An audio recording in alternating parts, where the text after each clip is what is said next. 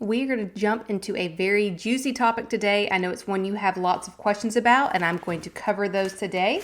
We're going to talk about how to improve progesterone naturally. So we're going to talk about signs you have low progesterone, what causes low progesterone, and what to do to improve your progesterone level so you can get pregnant and stay pregnant.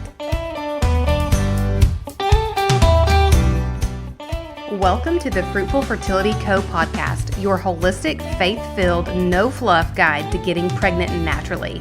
I'm your host and TTC BFF, Tori Black, here to pull you out of your weariness and cheer you into God's calling to be a mother, all while giving you the simple, bite-sized steps to improve your fertility.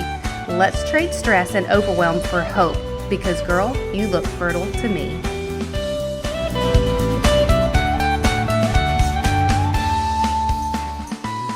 Okay, before we jump into this week's episode, if you are listening to this on Monday, here is your final reminder that the free live workshop is tomorrow. I hope to see you there. It's November 4th, 11 a.m. Central Time, so do the math for your time zone. But we're going to talk about how to get pregnant in 90 days. This is about understanding unexplained infertility, why it feels unexplained, what minerals have to do with it. I'm going to talk a little bit about the 90-day mineral method, but you are going to walk home. You're going to be home, most likely, or in your car. You're going to go home with notes of things you can start on. It's going to be a very tangible workshop, and I just really want to hang out with you there. There's going to be a live Q&A at the end, so you can ask all your questions. So come hang out with us, learn a little bit, and maybe even snag a really great Black Friday deal, okay? But let's dive into this topic, how to improve progesterone naturally without medication, because I hear this question all the time. Many of you are suffering with low progesterone, and some of you are assuming that you have low progesterone. So let's dive into all the signs, symptoms, what, why, how, okay? So number one, let's talk about what progesterone is. Progesterone is the hormone that is produced after ovulation that really prepares your body for pregnancy. So it really thickens the uterine lining to make implantation like stick, makes it really good and sticky. I can't remember what practitioner or mentor I heard this from, but they talked about progesterone like a bowling ball in a Walmart sack. So I want you to think about if you have a bowling ball in like a canvas tote. That canvas is thick enough to hold that bowling ball, right? But if you have a bowling ball in a Walmart sack, this is your low progesterone, the thinner sack is the example for low progesterone, then that bowling ball usually rips through and tears, right? That bowling ball is too heavy, that progesterone or that Walmart sack can't hold it. So that's kind of the image I want you to think of when you think of low progesterone and how it impacts your fertility and especially staying pregnant. So that is unfortunately one of the signs of low progesterone is early miscarriages. So miscarriage in those first few weeks. Low levels of progesterone make it hard for the implantation to just stick, to maintain it. And other signs, the most common one is spotting before your period. You can also have a short luteal phase. So again, luteal phase is the 2 weeks after your ovulation day. And that typically needs to be 14 days or more. So if we're having a luteal phase that's 12 days or shorter, that can be an indication that we're dealing with some low progesterone. And again, makes it hard to stay pregnant because essentially what's happening is your uterine lining is shedding. That period is starting before implantation can even happen. So maybe the egg and the sperm are meeting, but they don't have time to get nestled in before you're already starting your period. So that's a short luteal phase. Some people call that a luteal phase defect, which sounds really like harsh, honestly. And it's okay if this is you. I don't want you to be fearful if you have the spotting, if you have the short luteal phase, because we're going to talk about ways you can improve that. Another sign of a low progesterone is anxiety or poor sleep before your period. So if you are someone who that week before your period starts, you're an emotional basket case, you're not sleeping well, you don't understand why, and then all of a sudden your period comes and you feel better, it's because we might have some low progesterone and we just don't have quite the balance we need there. Not always, but most of the time, if we do have low progesterone, we typically have high estrogen. And so you might also experience things like sore breast, that anger, that irritability. You know, that's kind of a sign of low progesterone and high estrogen at the same time. So if you check any of the boxes, one or more of those, you might be dealing with low progesterone, and that's okay. We can fix that. without medication. So what can you do if you do have low progesterone? Number one, and this is the thing I want you to hear. Please, please, please hear me when I say this. This is not an isolated issue. So a lot of the times we are Googling how to boost progesterone, how to improve progesterone levels, and it's not really a separate issue from improving your fertility in general. It's not really a separate issue from a lot of the health things that you've probably Googled. It's not an isolated issue. This is a bigger picture issue. This is a hormonal issue, which means it is a mineral balancing issue, right? So just understand that it's not this one little thing. You're probably looking for something online, Googling, getting on ChatGPT and the Facebook groups, looking for like this one trick that's going to improve your progesterone, but it's really a foundational approach you need because it's all connected. Okay. Then number 2 is to reduce stress. Now, this is an annoying answer, I know, because this is a very broad statement. And a lot of times we think, well, like if I could reduce my stress, I would, but I just can't because I got to work. I got to do this. I got to do whatever. So I just want you to pinpoint, and this is something we're going to talk about in the workshop too. I'm going to kind of show you how stress is related to these hormonal imbalances and mineral imbalances. And we're going to talk about this more in depth. But I want you to think about stress in 2 different kind of buckets. You've got emotional stress, which is what we typically think about. Heavy work schedules, fighting with our spouse, unhealthy family dynamics, those kinds of things. And then you have your physical bucket, which is a little more unseen, something that we tend to kind of gloss over and not really, it's not always black and white, right? And this could be things like low blood sugars, high blood sugars. If you follow me on Instagram, it seems like I always say wonky blood sugars, which sounds very professional. But if you have wonky blood sugars, meaning they're going up, they're going down, they're going up, this is causing stress in your body. There's also things like over-exercising. If you are one of my girls and you are running 7 miles a day, 7 days a week, whether you got sleep, whether you ate, this is creating stress on our body. While we might see it as like, oh, I'm exercising and that's good, it's actually over-exercising. It's too much exercising. So for you, listening to this right now, I want you to just think of one. Maybe you don't know the physical bucket. And this is where HTMA is really cool because I can kind of come in and show you based on your what we call significant ratios, the ones that you aren't seeing, if it's inflammation, if it's blood sugars, if it's your thyroid, if it's your adrenals, things like that. But let's look at the emotional bucket. These are things we can control. So are we in an unhealthy work environment? Do we need to have a hard conversation with our spouse? Do we need to have a hard conversation with someone else in our life? Do we need to say no to things that we just need to say no to? People we need to say no to? Do we need to put our people-pleasing tendencies away and take care of ourselves? I want you to think about that emotional bucket and brainstorm what you can do to support your stress levels there. Remember, we can't do everything in a day, right? We can only just take baby steps, do a little habit stacking, a little consistency, and that will really pay off over time. Number 3, and this is kind of like a reduction of stress, but it's just a very specific one because I actually mentioned this in last week's episode, that it's just a very common block that I see. If you didn't listen to last week's episode about the 5 common blocks I see based on clients and their HTMA results, go listen to that one, really insightful. But it's not eating enough calories. Progesterone needs fuel, it needs protein. So if you're like, hey, I need to know how to improve my progesterone levels, you have to eat more. You're gonna have to fuel your body with good food, not Cheetos. And I love Cheetos just like everybody else, but I'm talking about real food that has protein and healthy fats in it.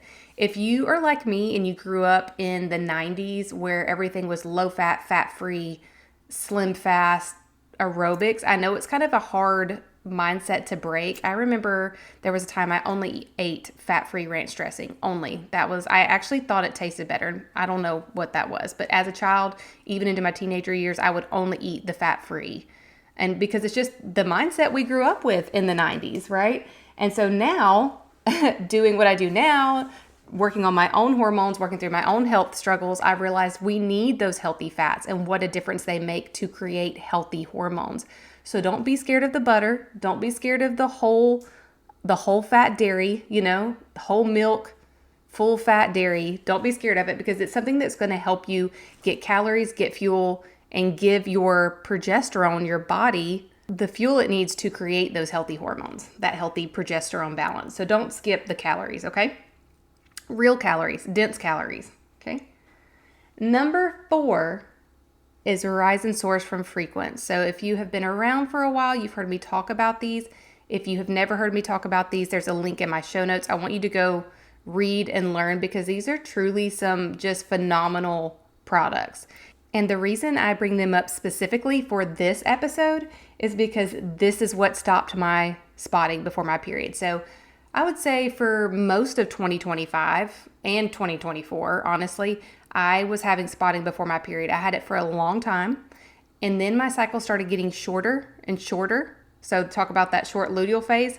I was having like 24-day cycles. And I knew this was a problem. Like deep down, I was like, my period is telling me what's going on in my body. I had too much on my plate. I was committing to too much work-wise, volunteer-wise. My kids were in sports. I was picking up other people's kids. Like it was just too much. And so I have done a lot of the work to cut back on that so I don't have so much on my plate, reduce my stress, right? That was number 2. I worked on reducing the stress that I could reduce. I have worked on eating breakfast every morning because I was skipping breakfast most mornings. So those were things that I was working on and I was feeling better, but I was still having this spotting. And then I introduced Rise and Source into my routine. I started taking it every day because I really look forward to it. The taste is absolutely amazing in my opinion. The watermelon is my absolute favorite flavor. It's probably going out. It's a limited time flavor. So if you're listening to this today, I think they do have it for like one more week. Go snag the watermelon. I'm telling you. So good. The pineapple is also phenomenal. I have not had a flavor that I don't like, but I digress. It's just so nice. I think I get so stuck on that because it's so nice to have a supplement that you take that you actually enjoy. It's not just swallowing a handful of capsules. It is my 2:00 treat. I look forward to it. I love the taste. I love taking it. I love the way it makes me feel. But anyways, I started taking Rise and Source and within 2 months, my spotting stopped. I actually had a period show up and I was totally unprepared for it. You know how like based on your charting days, based on your symptoms, I don't track mine on paper as much as I used to because I could tell by my symptoms.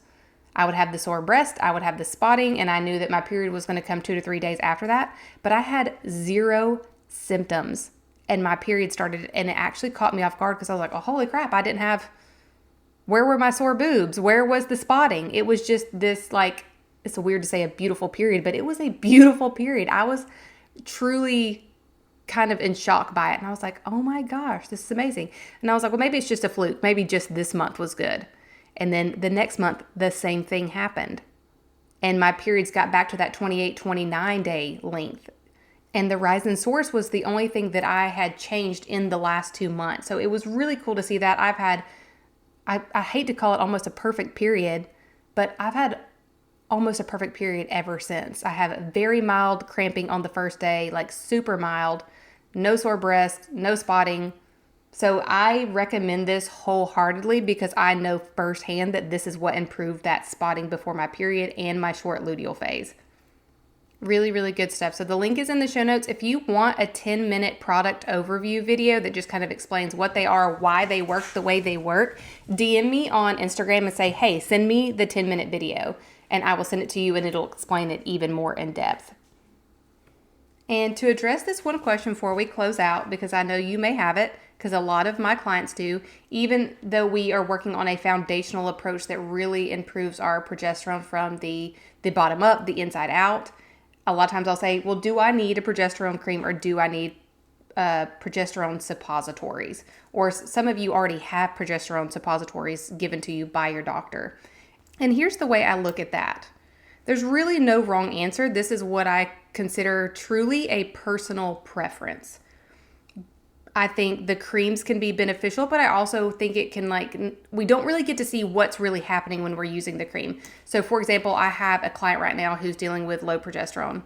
She did HTMA. We did the custom-made Vicon for her. We worked on a few other things that were personal to her life and her circumstances.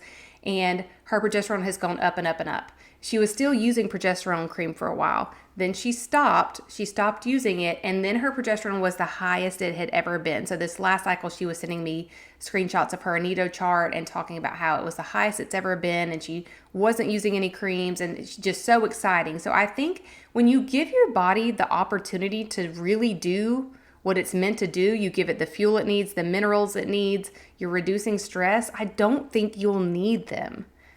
But I also think if it's something that makes you feel better, like you have those suppositories on hand, let's say you get pregnant and you want to use them, your doctor already prescribed them to you. This is not medical advice. Let me say that right here. This is not medical advice. This is just an opinion, a thought, a way to look at it. If you already have them, I don't think it's going to hurt anything to go ahead and use them, and it may give you peace of mind. So let's say you've statistically had low progesterone, it's finally better, you finally get pregnant, and now you're nervous because you don't want to have a miscarriage or maybe another miscarriage. Go ahead, use those suppositories if it feels, if it really calms your mind and makes you feel better. It's not going to hurt anything. I think that's totally fine. So it doesn't always have to be black and white. It truly is a personal preference. And of course, as always, check with your primary care provider. This is just an educational podcast. This is not medical advice. I have to say that. But that really is, no harm if you want to use those, but I really think you should give your body an opportunity to do what it does. And especially if you're coming from a root cause approach, a mineral balancing approach, you're going to see your body really step in gear and do what it's supposed to do. So, and that's always exciting and rewarding. If you are wanting to do HTMA and look at your mineral imbalances and your levels specifically and let me step in and help you hone in on what it is you need to focus on to improve your progesterone levels and finally get pregnant, I would love to do that with you. Again, the workshop, if you're listening to this on Monday, the workshop is Tuesday, but there will still be information on the website about how to do HTMA with me in the new 90-day mineral method. Have a great week, and I will see you next time. Thanks for hanging out with me today. If this episode touched your heart or taught you something, I'd be honored if you share it with a friend who could use the information too. And if you want to be the real MVP, then would you also take 30 seconds to tap those 5 stars at the bottom and leave a written review telling me what you're loving? It lights me up to know this podcast is really helping you. Don't forget, you're super cute and super fertile, so meet me back here next week and let's keep chatting and learning together.